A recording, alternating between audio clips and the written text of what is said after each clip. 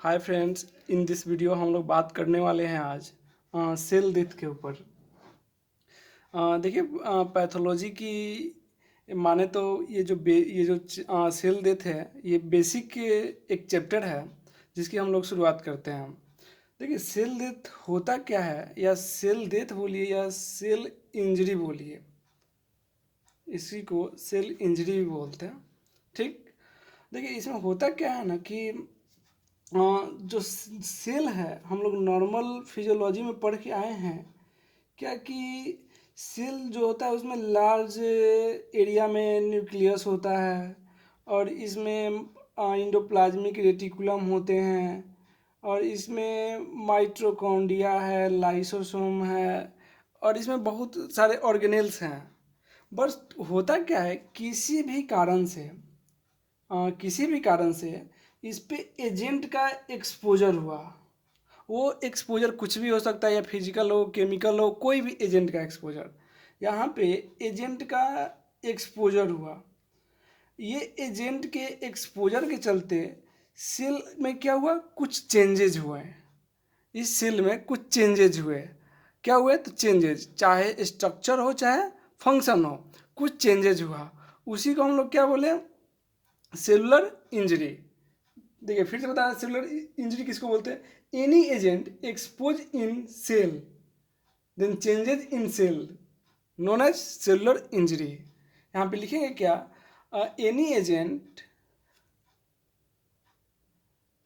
Expose in cell then changes in cell known as a cell injury. ठीक। इसमें देखिए क्या कि सेलुलर इंजरी किसको बोलते हैं? कोई भी एजेंट अगर सेल पर वो एक्सपोज करता है तो उसमें सेल में कुछ चेंजेस देखने को मिलता है, उसी को हम लोग क्या बोलते हैं? Cellular injury. ठीक। देखिए, जब ये एक्सपोज करेगा तो इसमें कुछ स्ट्रक्चर में भी चेंजेस देखने को मिलेगा हम लोग को, और कुछ फंक्शनल में भी चेंजेस देखने को मिलता है। इसमें अगर बात करें आगे, तो हम जो सेलुलर चेंजेस भी होते थे वो 3 डिग्री में होते हैं। सेलुलर चेंजेस भी 3 डिग्री में होते हैं। 1 डिग्री, 2 डिग्री, और तीसरा 3 डिग्री। 1 डिग्री मतलब सेल पे तो एजेंट का एक्सपोजर हुआ, फिर क्या हुआ? सेल अपने आप को, शेप एंड साइज को, मतलब कि या तो बोले स्मॉल या लार्ज करके, वो अपने आप को एडप्ट कर लिया। उसको क्या बोलते हैं? Cellular adaptation. वो अपने को उसी अनुकूल, एडेप्टेशन का मतलब होता है अनुकूलता, उसी अनुकूल अपने आप को ढाल लिया। Cellular adaptation. फिर क्या हुआ? उसके अनुसार अगर सेल पे इंजरी तो हुए, एजेंट का एक्सपोजर तो हुए, लेकिन फिर से अपने लाइफ को वो गेन कर लिया। क्यों गेन कर लिया? क्योंकि उस पे हुआ क्या कि जो एजेंट है, हो सकता है वो रिमूव हो गया हो, तो उसको क्या बोले हम लोग? 2 डिग्री। उसी क्या बोलते हैं? रिवर्सिबल। Reversible cell injury. फिर से क्या हुआ कि 3 डिग्री में होता क्या है कि कोई एजेंट तो वहाँ पे एक्सपोज किए, बट उसमें फिर से सेल अपने लाइफ को गेन नहीं कर पाता है। उसको हम लोग क्या बोलते हैं? 3 डिग्री। जिसको बोलते हैं इरिवर्सिबल। Irreversible cell injury. देखिए, सेल इंजरी को हम लोग 3 डिग्री में बांटे, 1 डिग्री, 2 डिग्री और 3 डिग्री। ठीक। उसके बाद देखते क्या है हम लोग कि ये जो सेल इंजरी है, ये अगर इस पर कोई एजेंट का एक्सपोजर हुआ तो ये तो सेल भी कुछ उस पर रिएक्ट करेगा ना। आप खुद देखो ना यार, कि इस पर कोई सेल का एजेंट का एक्सपोजर हुआ, फिर ये क्या करता है? सेल उसके अगेंस्ट में क्या रिस्पॉन्स करता है?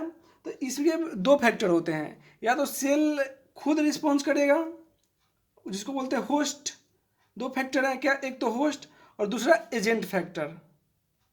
Agent factor. और ये होस्ट जो डिपेंड करता है कि वो किस टाइप का एजेंट है, ये किस पर डिपेंड करता है? एजेंट पे, टाइप ऑफ एजेंट, कि वो किस टाइप का एजेंट है। और ये एजेंट जो है वो डिपेंड करता है किस पे? तो किस टाइप का एक्सपोजर है। लिथल एक्सपोजर है, जानलेवा हमला हुआ है, या किस टाइप का एक्सपोजर है, या किस साइट पे एक्सपोज हुआ है, ये डिपेंड करता है। ठीक। अब हम देखते क्या है सेलुलर इंजरी की कॉज ऑफ सेलुलर इंजरी या इटियोलॉजी। हाँ, देखिए देख क्या रहे हैं इटियोलॉजी, किसका इटियोलॉजी, तो सेल इंजरी का, सेल इंजरी का इटियोलॉजी। पहला इसमें देखेंगे क्या कि पहला इटियोलॉजी क्या है, physical agent, physical agent. Physical agent में भी क्या होता है, तो हो सकता है कि उसमें ट्रॉमा लगा हो, ट्रॉमा मतलब फोर्सफुली एजेंट एक्सपोज हुआ हो सेल पे, ट्रॉमा। हो सकता है उस पर फ्रिक्शन के चलते वहाँ पे सेल में इंजरी हुआ हो, फ्रिक्शन।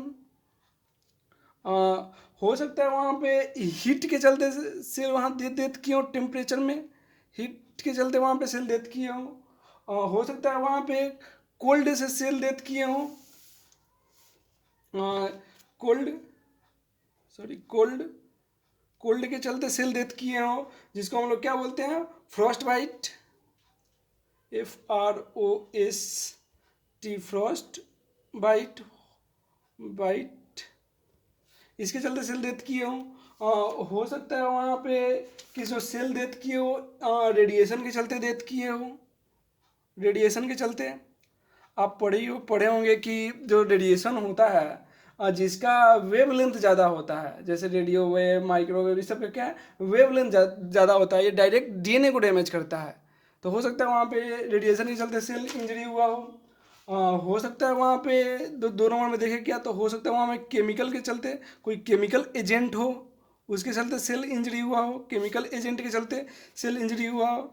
जैसे हो सकता है कि कोई एसिड के चलते हुआ हो ना, हो सकता है कोई टॉक्सिन हो उसके चलते सेल इंजर्ड हुए हो सकता है कोई फ्री रेडिकल के चलते सेल इंजर्ड हुआ हो। फ्री रेडिकल, देखिए फ्री रेडिकल क्या है, एक वर्ड में बता दें कि free form of the ion, free form of the ion, जो आयन है वो फ्री फॉर्म में हो जाता है, उसी क्या बोलते हैं, free radical, free form of the ion, उसके चलते सेल डेथ किए हो सकता है कि बायोलॉजिकल एजेंट के चलते सेल डेथ किए हों, सेल इंजर्ड हुए हों, बायोलॉजिकल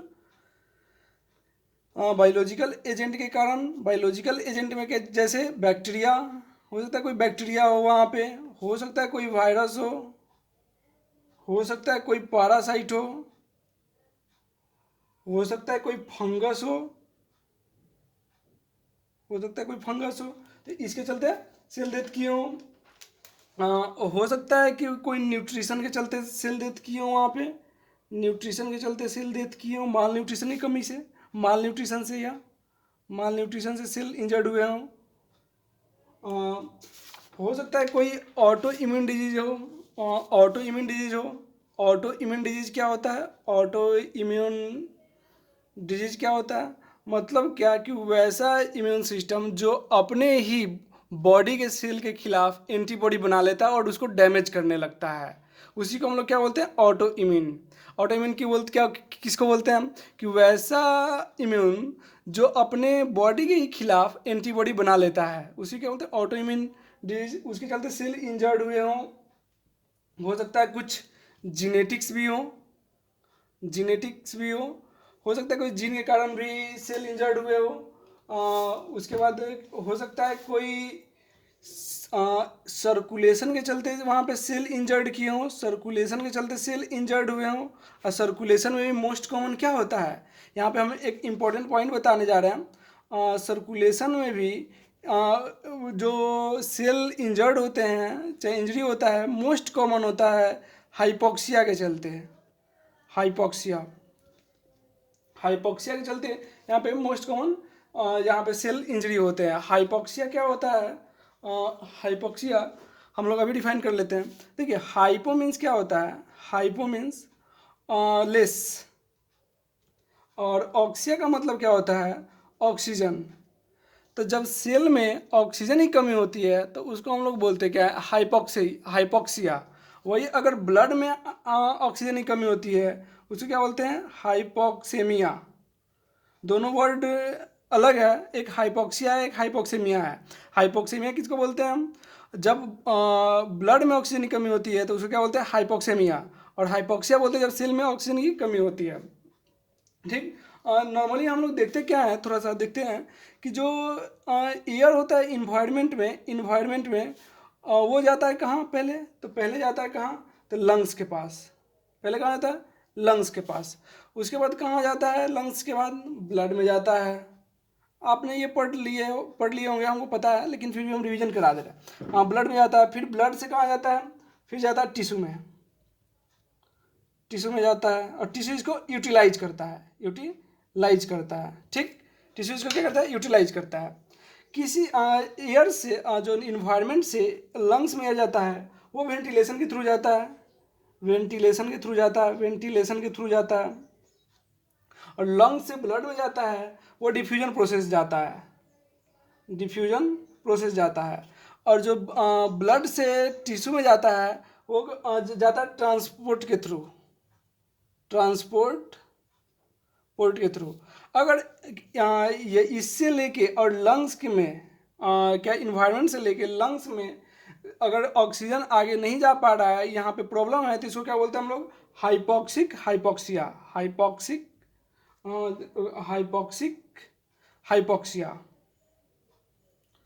अगर यहाँ कोई प्रॉब्लम होती है तो उसको क्या बोलते हैं हम लोग, हाइपोक्सिया। अगर लंग्स से लेके अगर ब्लड में कोई प्रॉब्लम होती है तो हम लोग क्या बोलते हैं उसको, एनीमिक हाइपोक्सिया। इसे क्या बोलते हैं, एनीमिक हाइपोक्सिया। और ब्लड से लेके कोई टिश्यू तक नहीं जा पा रहा हो, या इसमें कोई प्रॉब्लम हो रहा है ऑक्सीजन को बाइंड करने में या ले जाने में, तो इसको हम लोग बोलते क्या हैं,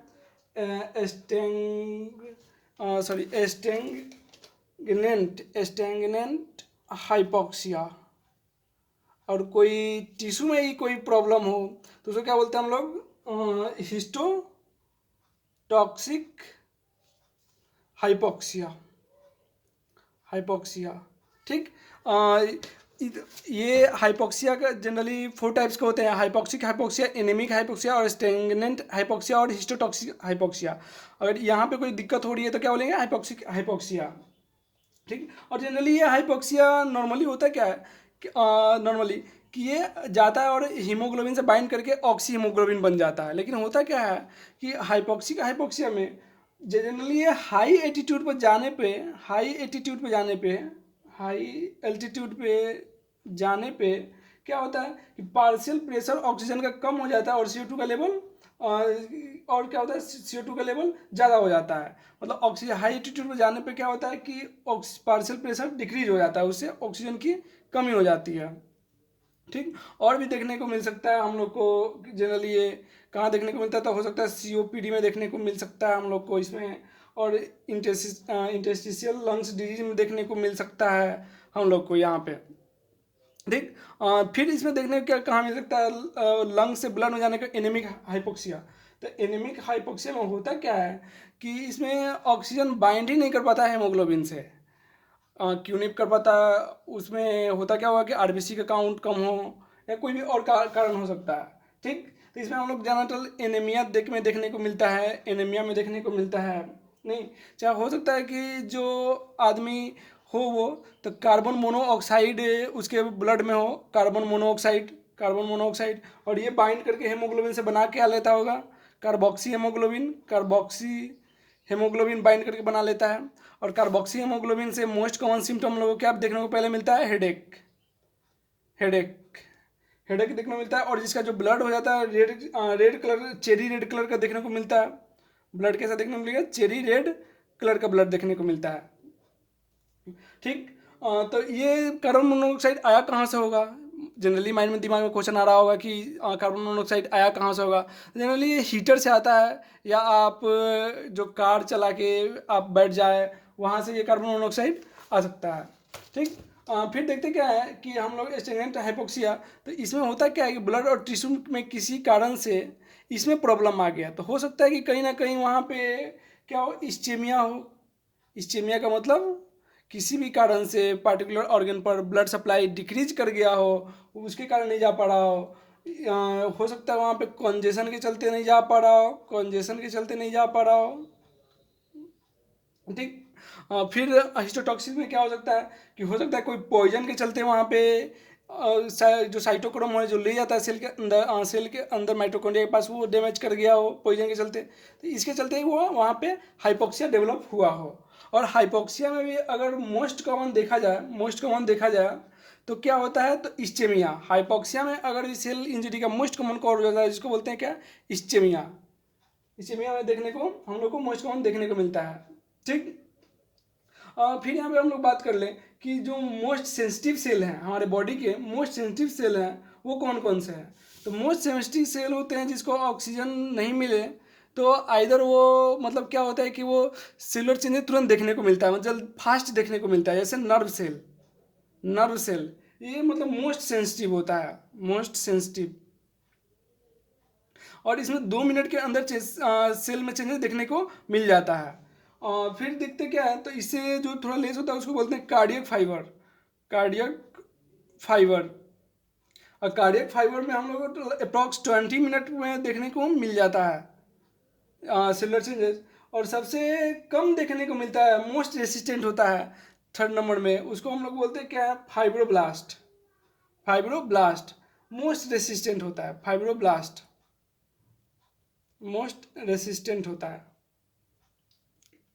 ठीक। ये हमारा इटियोलॉजी पे अपने लोग का वीडियो है।